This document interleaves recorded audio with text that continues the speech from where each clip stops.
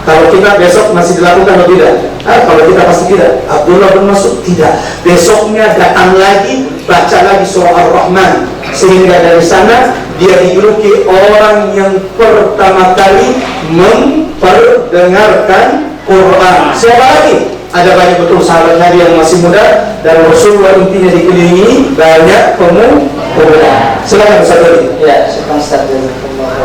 Baik, jadi sudah jelas ya bahwa di Al-Quran terdapat kisah dari para pemuda, kisah pemenangnya, dan di sekitar Rasul juga dikelilingi oleh anak-anak muda. Yang selanjutnya Ustaz, ya, kan jelas ini anak-anak muda toh. Sekarang akhlak, apa itu akhlak Ustaz? Ya, kalau ada anak-anakku yang bisa menjelaskan tentang akhlak, mau laki-laki mau perempuan, jadi kita itu bencong mau pirang. Dan buat anak-anakku, please dengarkan, bencong bukan pilihan. Bagaimana Ustaz? Saya mau seperti ini. Tidak.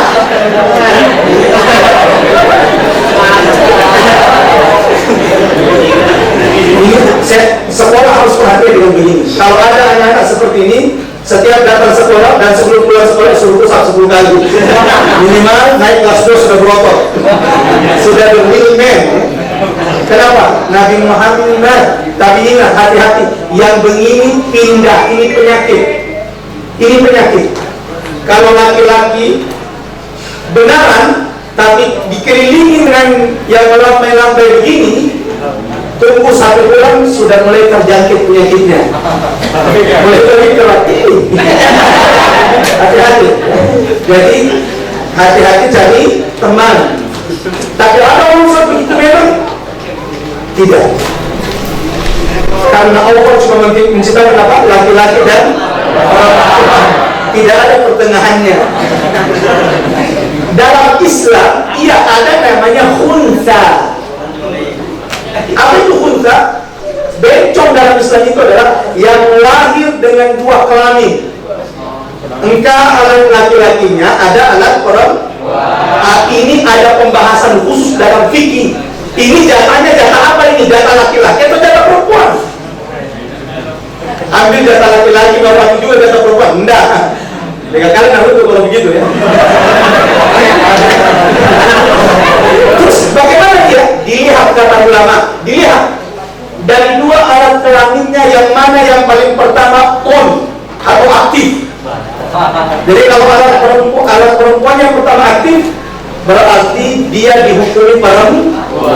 Bagaimana Ustaz kalau aktif dua-dua langsung? Nah kalau aktif dua-dua langsung kata ulama, dilihat yang mana yang paling kencang. Lihat agama itu sampai detail. Tapi yang hari ini muncul di TV, sampai saya kaget betapa Ipin Upin yang tadinya sudah agak bagus mendidik anak-anak, tiba-tiba muncul saat ini toko bencongnya juga, ya. Betul tidak? Itu ada yang bilang itu siapa yang namanya? Bang saya. Ya Allah, sudah bencong di belakang saya lagi.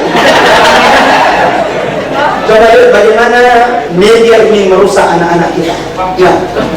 Ada yang mau menjelaskan tentang akhlak? Apa itu akhlak? Yang di belakang. Oke, silakan.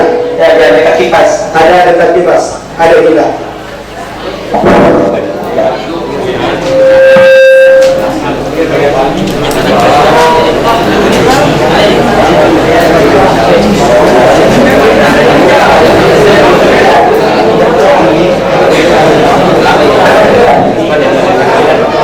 Assalamualaikum warahmatullahi wabarakatuh.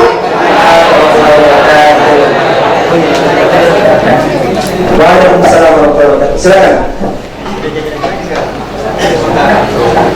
Akhlak adalah menurut bahasa berarti berlaku, sedangkan menurut istilah akhlak mulia atau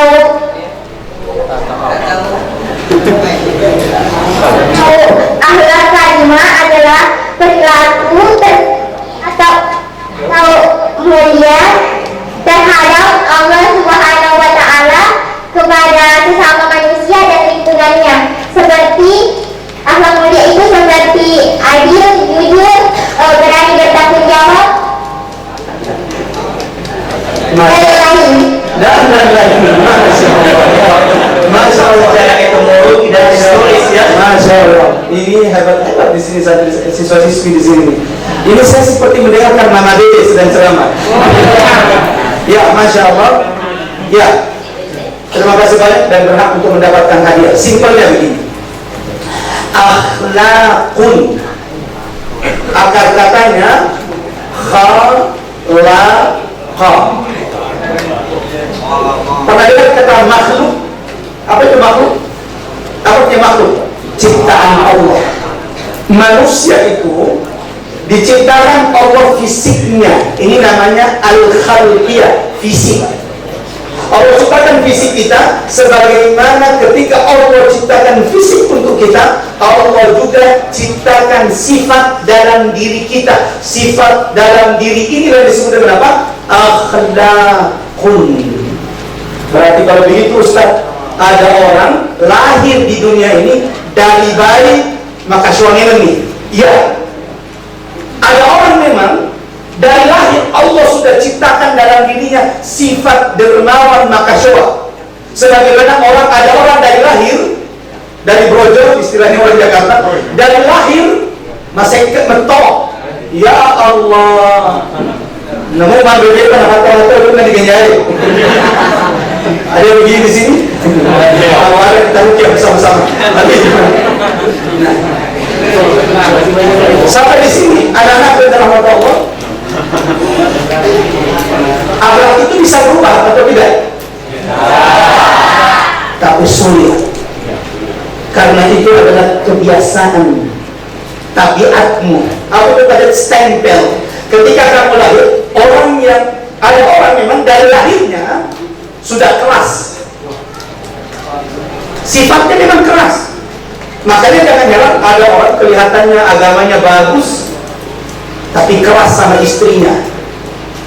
Atau kemudian lembut, kalau dilihat wajahnya, ya Allah ini kalau perempuan dilihat wajahnya wajah lembut, tapi ternyata keras kepada suaminya, keras kepada anaknya. Karena memang ada orang dari lahirnya memang sudah tabiatnya, sifat pembawaannya seperti itu. Tapi bisa tidak berubah? Bisa, tapi sulit. Karena ini apa? Kebiasaan bawaan, merubahnya butuh pembiasaan. Itu kenapa pendidikan yang paling berat adalah pendidikan akhlak. Kalau pendidikan matematika, menghafal rumus, mudah sekali menghafal rumus. Tapi merubah pembawaan orang, merubah sifat bawaannya orang itu, ini adalah pekerjaan yang paling berat. Itu kenapa di antara yang paling berat timbangannya nanti pada hari kiamat adalah akhlak mulia. Karena tidak mudah punya akhlak yang mulia. Sebagaimana saya mau bilang kepada guru-guru di sini, tidak mudah merubah akhlak anak kita. Apalagi mereka cuma bertemu dengan kita beberapa jam. Habis itu ketemu dengan teman-temannya mabandolangi, orang tuanya juga begitu, memperlihat bapak namu bamiu, bapak namu bareng saja nanti tangga bermi. Bagaimana anaknya? Anaknya baik, ibunya di rumahnya, ya. Sandulina tenaheku napandriannya anak-anak. Kalau orang tuanya tidak memperhatikan halal haram masuk di dalam tubuh anaknya, kesulitan kita untuk merubah akhlak anak kita. Sehingga pendidikan akhlak butuh perhatian sekolah, perhatian orang tua di rumah, perhatian pemerintah. Bagaimana pemerintah? Sekolah sudah banting tulang perbaiki akhlak anak, ternyata pemerintah desa, kecamatan membiarkan tempat-tempat yang merusak akhlak anak-anak kita. Apa itu contohnya? Prostitusi, jual-jual minuman dibiarkan di kampung. Ini seperti menepuk sebelah tangan, kita sudah mati-matian di sekolah, dirusak oleh lingkungan kita. Seperti itu kira-kira Ustaz Zul disingkatnya. Masya Allah. Pertanyaan saya Ustaz. Ya, terakhir ya. Alhamdulillah terakhir. Ya. Mesti nih dari Ustaz ya. Bagaimana itu sama istri Ustaz? Waduh. Jangan samakan kami dengan jomblo seperti Anda.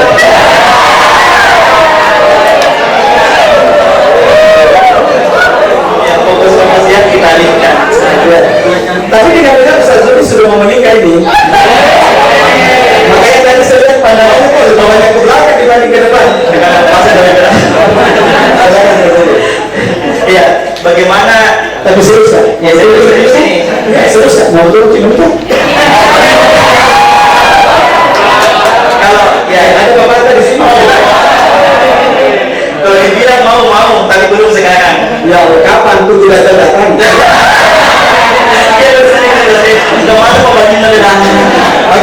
Bagaimana itu tadi?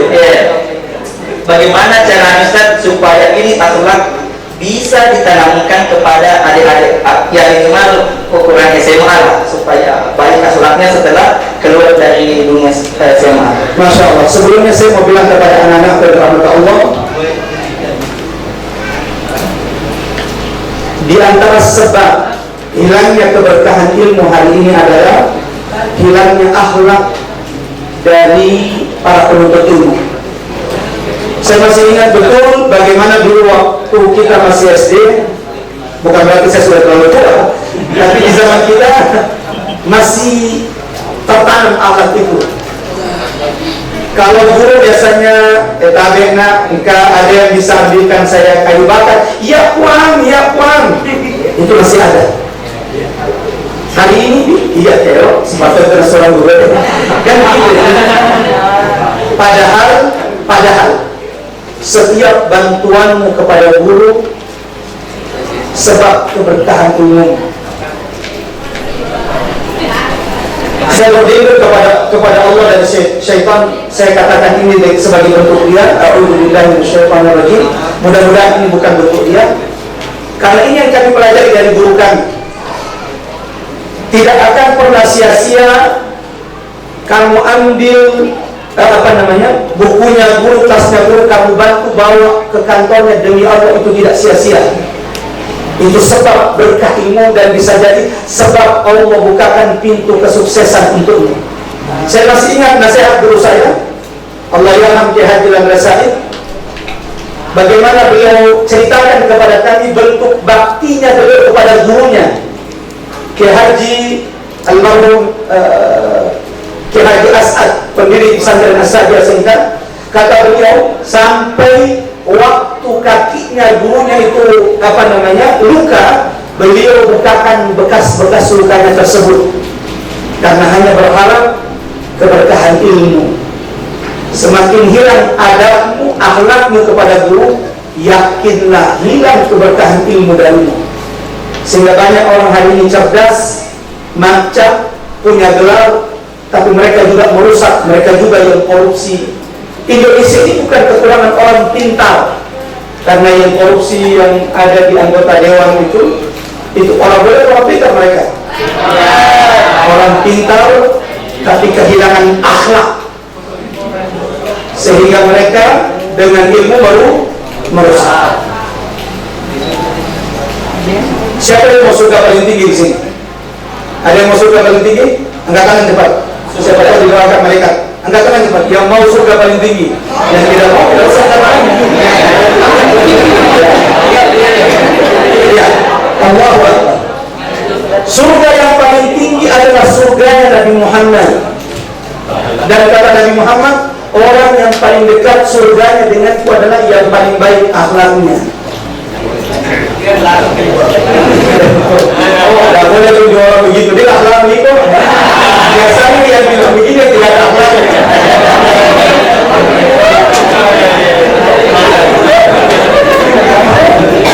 Tidak boleh orang bilang begitu. Karena bilang saja itu dengan akhlak itu bagian dari tidak berakhlak.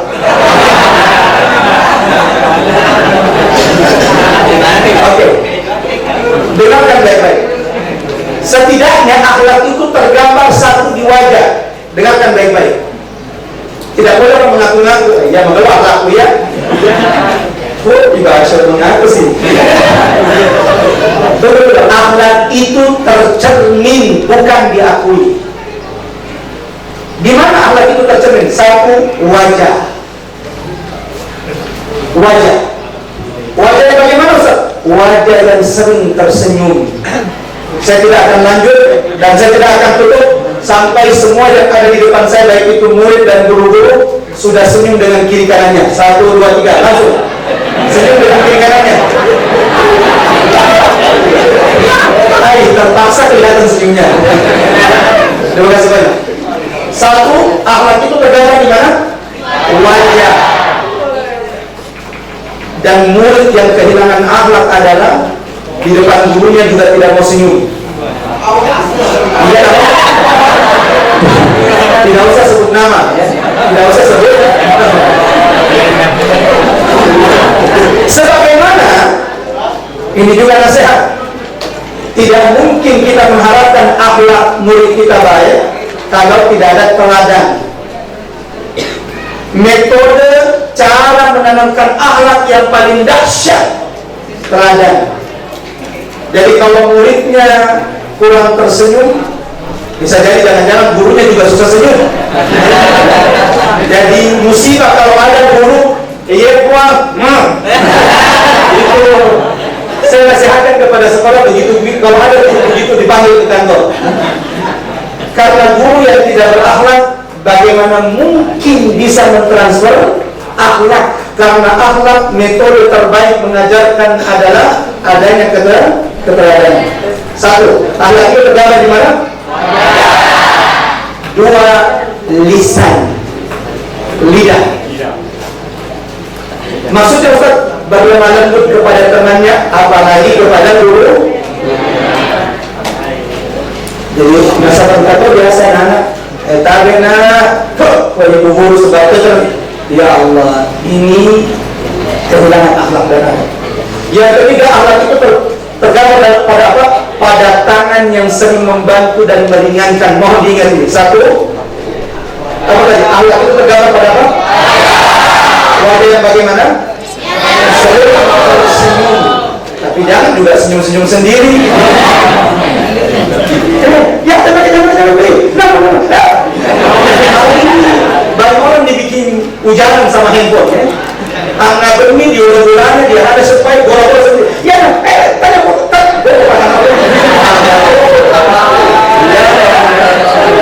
siapa yang sering begitu? Saya tidak melarang main game, tapi kalau kamu sudah kecanduan game akan menghilangkan engkau memikirkan masa depanmu. Silakan kalau mau santai boleh saja dalam sampai. Yang tidak boleh adalah jangan santai nanti pas dihisap umurnya di hadapan Allah. Umurnya makin 30 tahun masuk ada di majang awam. Musibah, inna lillahi wa inna ilaihi raji'un. Yang kedua, akhlak itu tergambar pada apa? Yang ketiga, pada tangan yang sering. Nah, kalau tadi pertanyaannya Kak Zul yang terakhir, bagaimana menanamkan akhlak? Satu, ada keteladanan.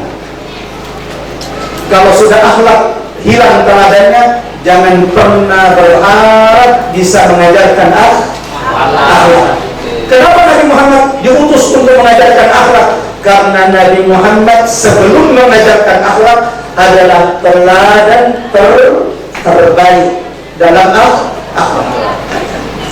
Gurunya mau, anaknya belum mau, tapi gurunya juga tidak pernah berbagi bola-bola sama anaknya. Makanya susah itu ya. Apa lagi? Yang kedua, menanamkan akhlak harus dibiasakan. Pembiasaan, contohnya pembiasaan tersenyum. Yang tidak tersenyum kalau ketemu gurunya dicatat namanya. Dan itu akan dikurangi nilainya. Terserah mau nilai apa yang dikurangi.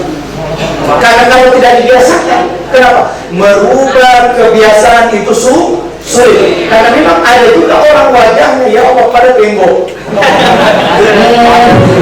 Susah untuk tersenyum. Bateran tempat disahan. Nah ini harus terapi, harus dibiasakan. Sudah berapa? Metode mengajarkan akhlak? Satu, baru dua. Satu, teladan. Yang kedua apa? Pembiasaan. Yang ketiga, didekatkan dengan Quran. Karena Quran itu melembutkan. Tidak bisa, mudah-mudahan insya Allah bermanfaat anak-anak berrahmat Allah, dan mudah-mudahan di lain waktu bisa bersilaturahim lagi, bisa berkumpul kembali insya Allah. Saya kembalikan kepada moderator kita, Kang Ganteng, saya masih jomblo belum laku. Dan silakan. Baik, Masya Allah. Ya, ada beberapa hikmah yang bisa dipetik ya tentang kepemudaan kita pada hari ini. Serius, kayaknya gini main. Kira-kira di jomblo kan pada yang belum. Ya, jadi yang pertama adalah pemuda. Pentingnya anak muda karena gampang untuk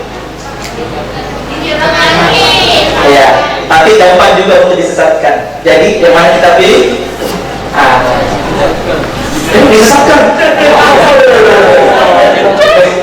Kalau pemuda tersesat jadi benar. Coba kita masing. Ya, yang selanjutnya adalah akhlak. Untuk membiasakan akhlak ada tadi yang 3. Ya bisa kapan dimulai besok atau sebentar ya. Masya Allah. Boleh tanya juga katanya Ustaz? Boleh, silakan atau kuis. Ada waktu yang sangat terbatas. Kali ini bukan mereka yang kita kasih bertanya, kita yang mau bertanya.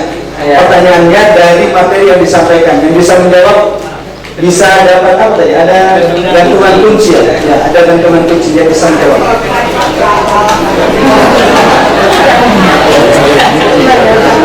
Kalau madrasah yang dapat catat.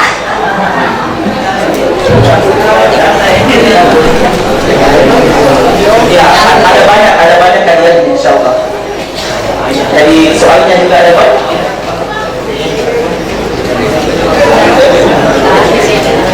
Ya habis, tapi harus benar jawabannya. Kalau ditolak mungkin apa kalau tidak menjawab? Ya, langsung kasih dulu. Apa nih? Siapa yang bisa sebutkan yang bapak sudah tadi? 3 dan tadi cara penanaman akhlak. Atau satu mau dulu Pak? Satu. Salah satu. Siapa tadi? Ya, minta tolong Ibu Guru, Bapak Guru. Satu saja, jadi 3 orang.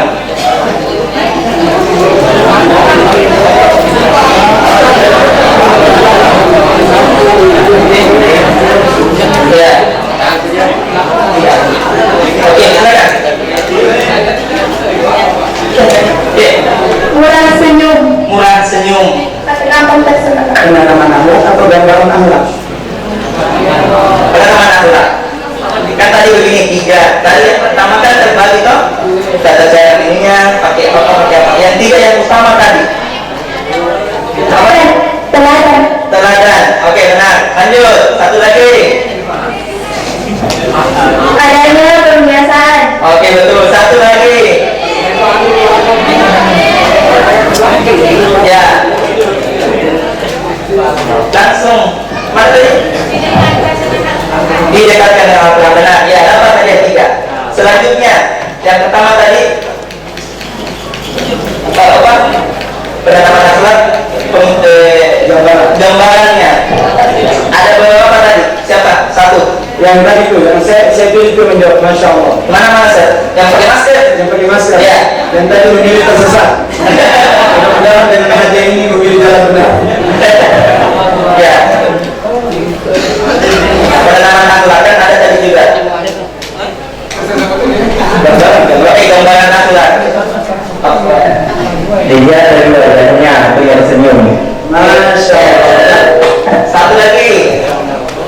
Yang 3. Satu lagi. Saya tadi di belakang. Sudah kita masih mau lagi. Ya, bagi-bagi teman-temannya. Melalui lisan. Bagaimana itu?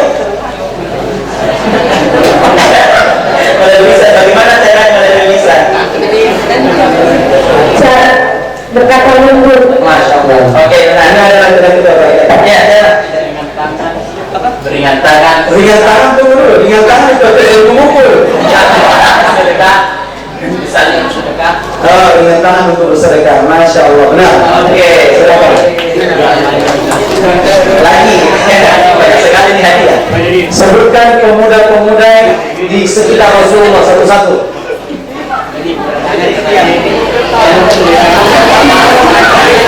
Ya, siapa? Ya, satu-satu. Ali bin Abi Thalib. Sudah saja. Mau semua nanti. Satu. Oh, lanjut. Sekarang disebutkan berapa umurnya? Berapa umurnya Abi Thalib waktu menggantikan Rasul di tempat tidurnya? Sudah bilang lagi.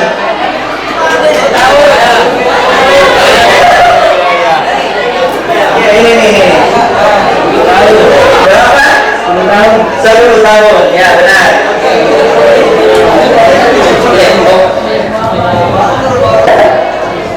Siapa namanya anak mudanya Rasul yang penuh berkas bukan di belakangnya? Ya. Jangan dikasih bicara. Ya, dijawab siapa nama anak sahabat Nabi yang pertama kali menghunus pedangnya di jalan Allah dan seluruh tubuhnya dipenuhi luka. Zubaidah bin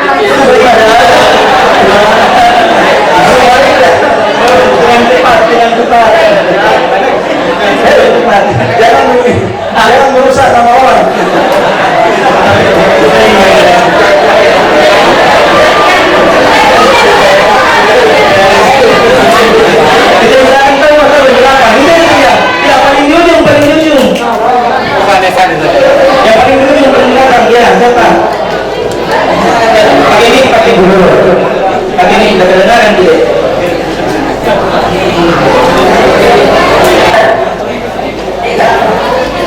Zubair ibnu Awam adalah orang pertama yang berumur 17 tahun yang masuk Islam dan Sampai 1 jam, silakan.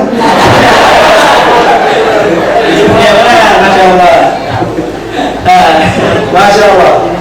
Betul. Siapakah nama sahabat Nabi yang pertama kali, anak muda yang pertama kali melepaskan anak panahnya di jalan Allah?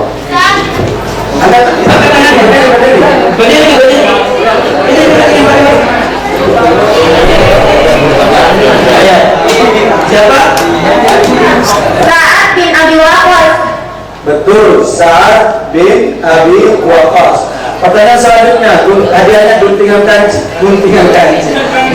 kunci dan umur bagi yang mampu. Sebutkan pemuda-pemuda satu saja yang diabadikan di dalam Al-Quran. Angkatan anak ini yang kita ada di sana kan? Ya, siapa? Abdullah bin Mas'ud atau Di dalam Al-Quran. Ya, kita siapa? Ali Imran.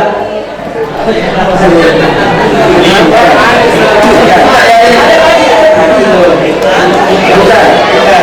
Tadi kita sudah. Silakan. Ibrahim. Nabi Ibrahim, betul sekali.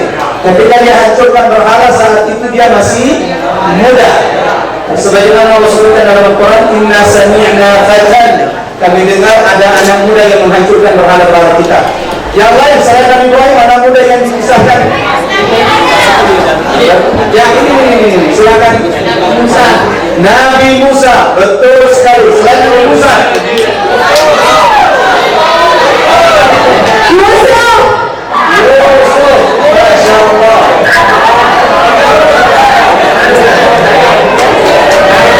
Selain Nabi Yusuf, ada lagi? Yang perempuan siapa? Maryam, betul, jawabannya benar. Ya, ada surah dalam Al-Quran yang menceritakan kisah pemuda. Surah apa? Katakan coba. Ya, ini ada laki-laki, silakan. Al-Kahfi, silakan.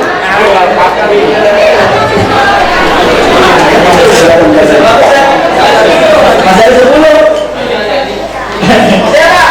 Masih ada. Sudah dimakan di. Dihadiahkan buat panitia yang di sini.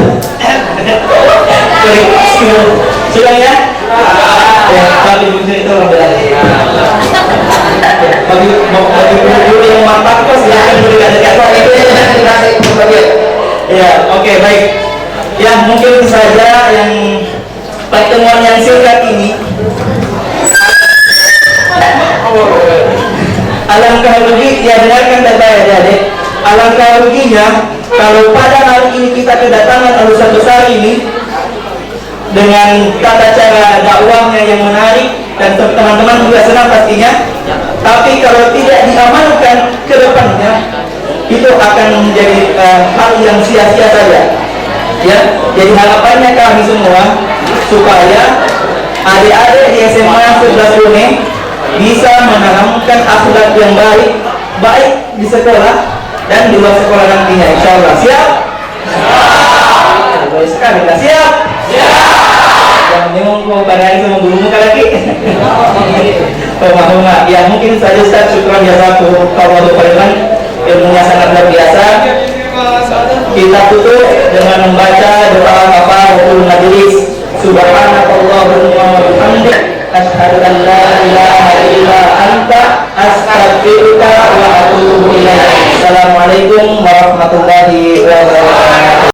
Jazakumullahu khairan sudah menonton video ini. Jika bermanfaat, silahkan tekan like, share, dan subscribe untuk menunjukkan dukungan antum di channel ini. Ikuti juga informasi kegiatan santri dan alumni di akun resmi Pesantren Pendidikan Islam Darul Abror.